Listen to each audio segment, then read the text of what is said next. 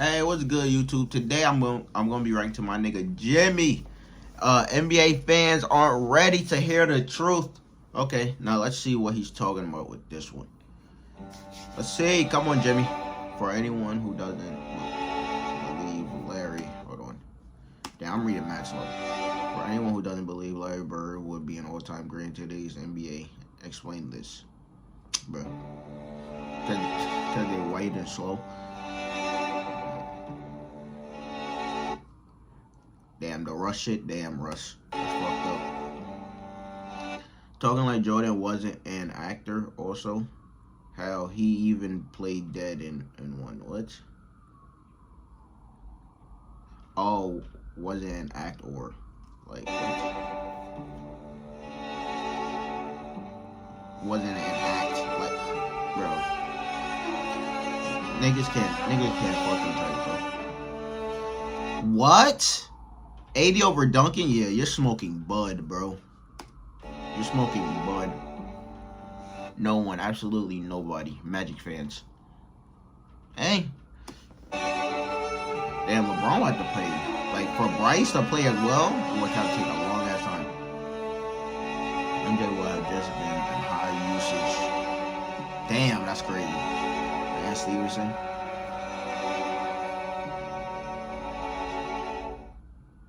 The good old hot take. The necessary evil of the sports world. Through the good ones, the bad ones, and the downright... So 40 points and...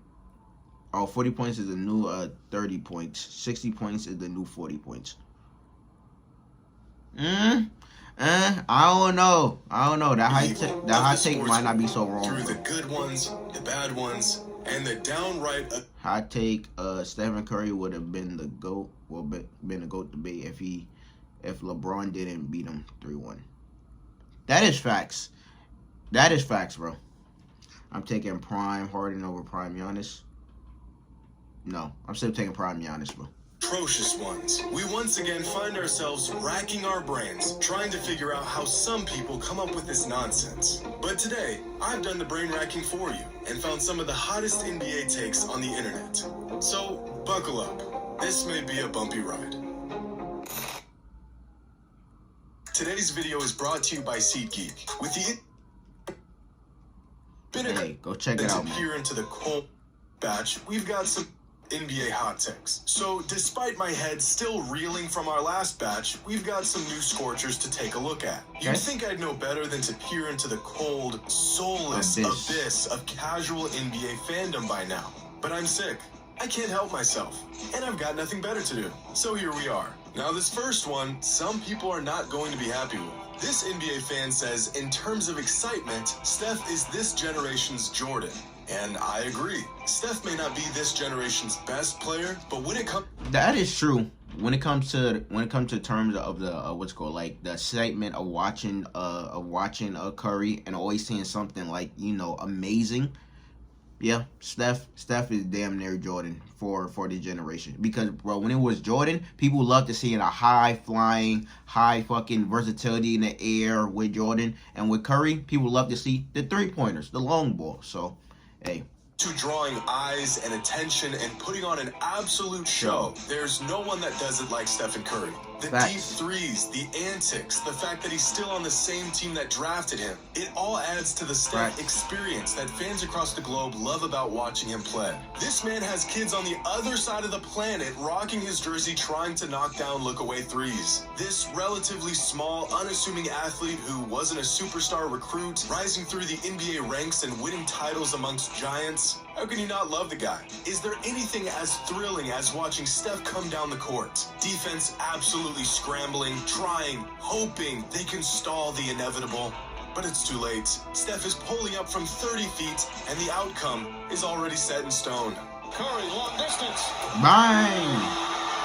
There's just nothing like it. The fans love Steph. He's the people's champ. Yeah. And I agree that in terms of excitement, he is this generation's Jordan. Now, with Nikola Jokic making a run for his third straight league MVP, the man is on track to making NBA history. But with all that success has come more scrutiny for his shortcomings. Some of these critiques are absolutely ridiculous, and some might be warranted.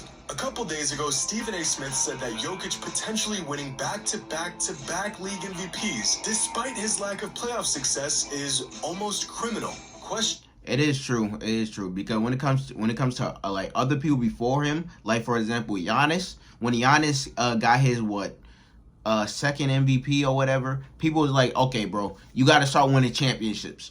You got to start winning championships. Then they stopped giving a fuck about MVPs. But this nigga Jokic, they just handed this nigga MVPs and shit. This nigga about to have 3 straight MVPs.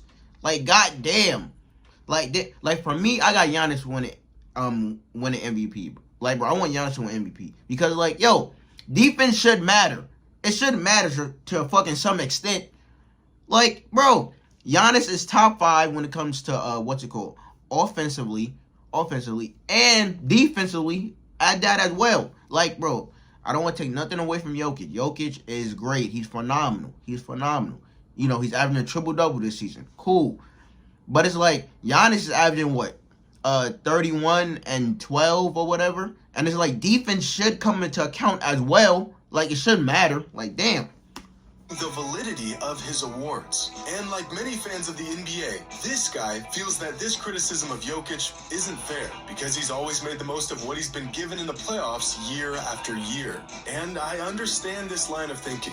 I mean, the MVP is a regular season award after all, so the playoffs really shouldn't be brought up in this discussion. That is true. But it is. And it always has been. Since Facts. the beginning of time, Facts. NBA fans have used the playoffs as a bit of a litmus test to try to validate or invalidate regular season MVPs. Yes. It's practically a rite of passage for any all-time great player. And Nikola Jokic should be no exception of this. Facts. Must we not forget, Giannis was getting eviscerated for coming up short in the postseason. That's what I'm just saying. Giannis was getting destroyed, bro. He was getting destroyed. Bro, you can't make this shit up. Giannis was getting eviscerated for coming up short in the postseason after winning back-to-back MVPs. Or when people called LeBron a choke artist for winning 2 MVPs but failing to win a championship. Or when Kobe was stiffed out of possibly multiple MVPs because the Lakers just weren't a real contender at the time.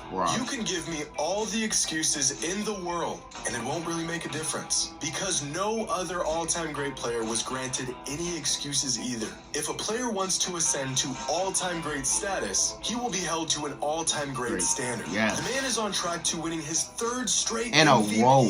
and he hasn't even made the NBA Finals. This is unprecedented.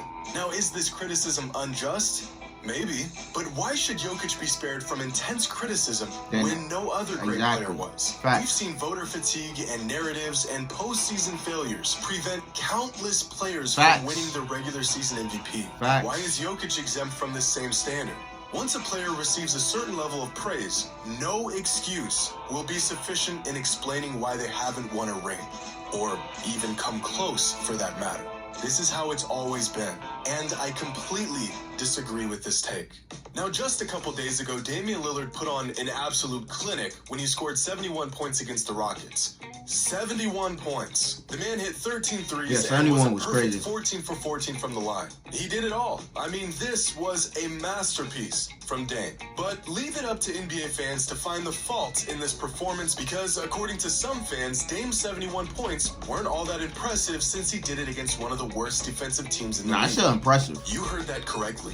Scoring 71 points in an NBA game is no longer impressive if you do it against a bad defensive team. And this take is so unhinged that I almost don't want to even address it. But I'm going to anyways.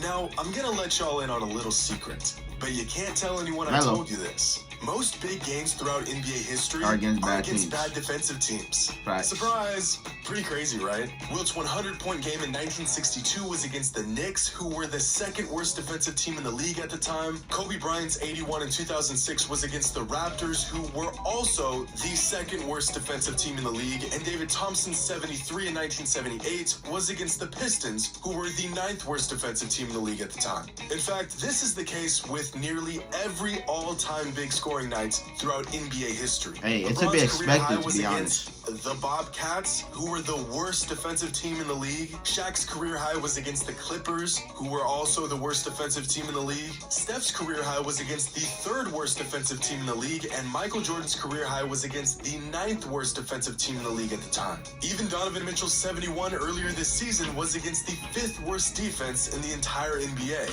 It's like some fans have to search for a reason to discredit some players. Dame could have scored 71 on the worst defensive team ever, and it still would have been an incredible accomplishment. You could put me in front of your local youth league championship team, and I couldn't score 71 points in 39 minutes. Nope. Every season, every single player gets a shot to go crazy on bad defensive teams. Facts. There has been thousands of opportunities for players to use these bad teams as their punching bag, and yet only 3 players have ever topped this 71-point explosion from Dame. This performance was historic, and this take is horrendous. Now, this fan here says Michael Jordan is sensitive, but he gets a pass because he's good at basketball.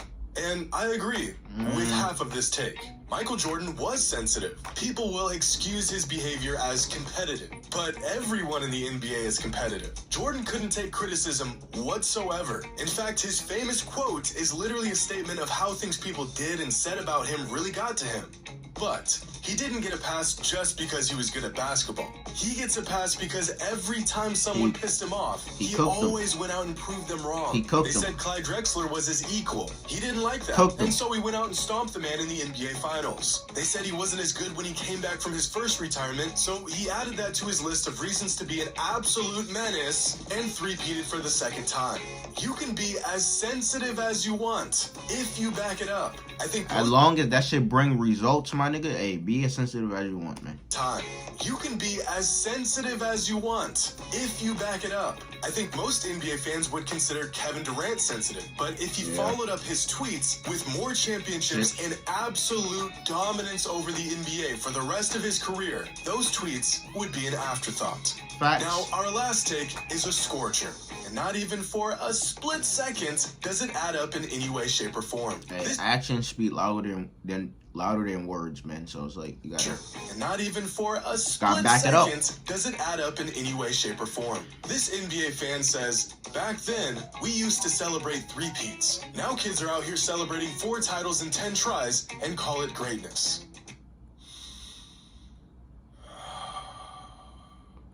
This is so fucking stupid. I know. Now, clearly, this is referring to LeBron James. To which I genuinely ask this fan, and fans who think like this, do you really think LeBron's career hasn't been great?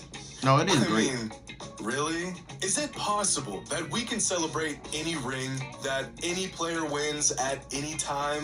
Or has the bar been established so high that if you aren't three-peating, it isn't truly greatness? Yeah. All right, everyone. It's kind of hard to three-peat nowadays. No celebrating rings or titles or free agency, niggas want to move everywhere. Anymore. We are only celebrating three-peats. Dirk's ring wasn't great. The bum only won 1 in 21 years. Boston's ring in 08, worthless. Raptors in 2019, bums. Bucks in 2021, Giannis and the gang, bums. We don't celebrate that. Get that out of here.